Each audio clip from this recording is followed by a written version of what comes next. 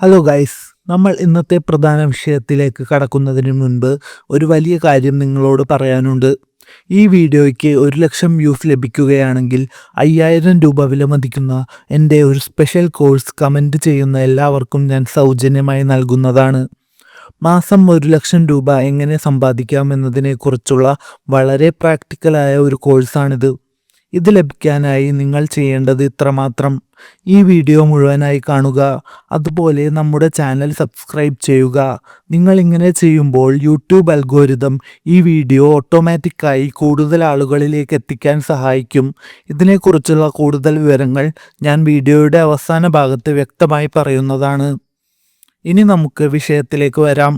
നിങ്ങൾ ആലോചിച്ചു നോക്കൂ, ഒരു പ്രധാനപ്പെട്ട മീറ്റിങ്ങിലോ അല്ലെങ്കിൽ കുടുംബത്തോടൊപ്പമുള്ള ഡിന്നറിലോ അതുമല്ലെങ്കിൽ കൂട്ടുകാർക്കൊപ്പം സമയം ചെലവഴിക്കുമ്പോഴോ ഒക്കെ നിങ്ങൾ വളരെ ശാന്തനായിരിക്കുമ്പോഴോ അല്ലെങ്കിൽ ഒരു നല്ല ആശയം പങ്കുവെക്കുമ്പോഴോ ആയിരിക്കും തികച്ചും അപ്രതീക്ഷിതമായി ആരെങ്കിലും നിങ്ങളെ അപമാനിക്കുന്ന രീതിയിൽ ഒരു കമൻറ്റ് പറയുന്നത്. ചിലപ്പോൾ തൻ്റെ അഹങ്കാരത്തെ ആത്മവിശ്വാസം കൊണ്ട് മറച്ചു പിടിക്കുന്ന ഒരു സഹപ്രവർത്തകനായിരിക്കാം അത്. അല്ലെങ്കിൽ വളരെ മോശമായ ഒരു കാര്യം പറഞ്ഞിട്ട് ഞാൻ വെറുതെ തമാശയ്ക്ക് പറഞ്ഞതാണ് എന്ന് നിസ്സാരമായി പറഞ്ഞു തടി തപ്പുന്ന ഒരു ബന്ധുവാകാം. ആ നിമിഷം ആ മുറിയിലാകെ ഒരു നിശബ്ദത പടരും. എല്ലാവരുടെയും കണ്ണുകൾ നിങ്ങളിലായിരിക്കും. നിങ്ങളുടെ മനസ്സ് അപ്പോൾ ഒരു 100 കാര്യങ്ങളിലൂടെ കടന്നു പോകും. തിരിച്ച് അതേ നാണയത്തിൽ മറുപടി കൊടുത്ത് അവിടെ ഒരു സീൻ ഉണ്ടാക്കണമോ? അതോ വെറും ഒരു തമാശയായി കണ്ട് ചിരിച്ചു തള്ളണമോ?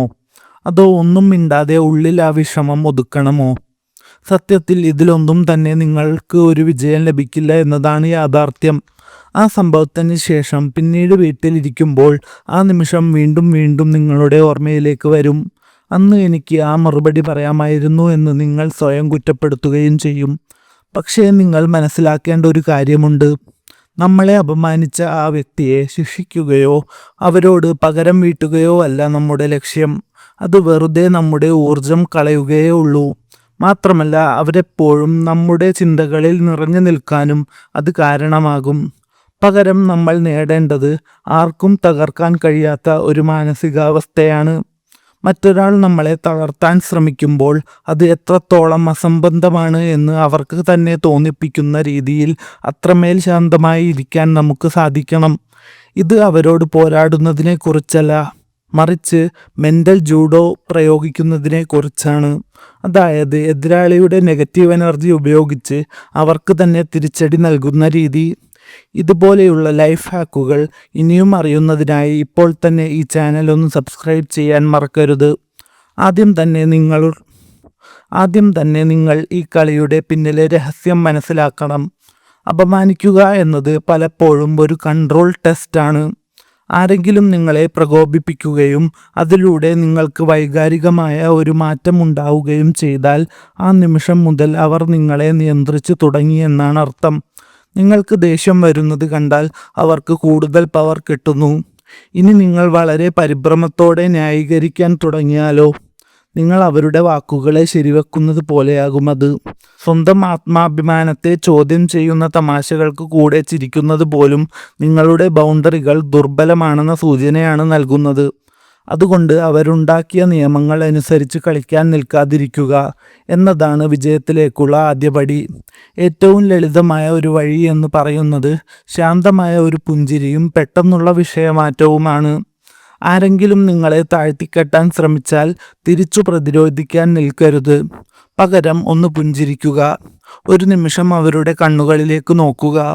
എന്നിട്ട് നിങ്ങൾ പറഞ്ഞു നിർത്തിയ കാര്യത്തിലേക്കോ അല്ലെങ്കിൽ മറ്റൊരു വിഷയത്തിലേക്കോ സംസാരം മാറ്റുക. നിങ്ങൾ പ്രതികരിക്കാതിരിക്കുമ്പോൾ അവരുടെ ആ മോശം കമൻറ്റ് നിങ്ങളുടെ ഒഴുക്കിനെ തടസ്സപ്പെടുത്താൻ മാത്രം വിലയുള്ളതല്ല എന്ന് നിങ്ങൾ വാക്കുകളില്ലാതെ വ്യക്തമാക്കുകയാണ് ചെയ്യുന്നത്. ഇനി അതല്ല, ഒരാൾ പരിധി വിടുകയാണെങ്കിൽ വ്യക്തിപരമായി തന്നെ അവരോട് കാര്യം പറയണം. യാതൊരു ദേഷ്യവുമില്ലാതെ വളരെ ശാന്തമായ സ്വരത്തിൽ അത്തരം തമാശകളോ പെരുമാറ്റങ്ങളോ നിങ്ങൾക്ക് ഇഷ്ടപ്പെട്ടില്ല എന്ന് അവരെ അറിയിക്കുക. അവിടെ ബഹളത്തിൻ്റെയോ നാടകീയതയുടെയോ ആവശ്യമില്ല.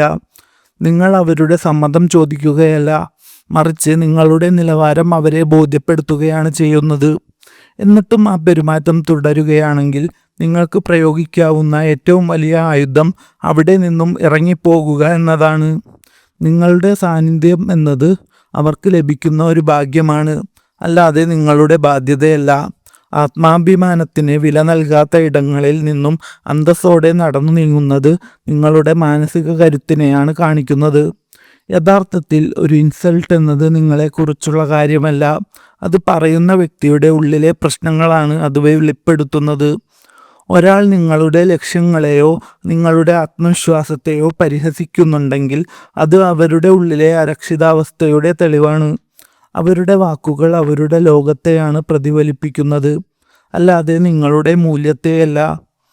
ഇത് ഒരിക്കൽ നിങ്ങൾ മനസ്സിലാക്കി കഴിഞ്ഞാൽ ആ വാക്കുകളുടെ മുനയൊടിയും. പിന്നീട് ആരെങ്കിലും നിങ്ങളെ അപമാനിച്ചാൽ അതൊരു ആക്രമണമായി കാണുന്നതിന് പകരം ആ വ്യക്തിയെക്കുറിച്ചുള്ള ഒരു വിവരമായി മാത്രമേ നിങ്ങൾ കാണൂ. ആ ഘട്ടത്തിൽ നിങ്ങൾ ഒരു യുദ്ധത്തിൽ ജയിക്കാൻ ശ്രമിക്കുകയല്ല, മറിച്ച് അവിടെ ഒരു യുദ്ധമേ ഇല്ലായിരുന്നു എന്ന് തിരിച്ചറിയുകയാണ്. ശരിയായ ശക്തി എന്നത് മികച്ച മറുപടി നൽകുന്നതിലല്ല, മറിച്ച് മറ്റൊരാളുടെ അഭിപ്രായത്തിന് നിങ്ങളുടെ സമാധാനം നശിപ്പിക്കാൻ കഴിയില്ല എന്ന ഉറച്ച ബോധ്യത്തിലാണ്. വീഡിയോയുടെ തുടക്കത്തിൽ പറഞ്ഞതുപോലെ 1,00,000 വ്യൂസ് എത്തുമ്പോൾ ലഭിക്കുന്ന ഫ്രീ കോഴ്സിനായി ഈ വീഡിയോയിൽ നിങ്ങളുടെ അഭിപ്രായങ്ങൾ കമൻറ്റ് ചെയ്യാൻ മറക്കരുത്.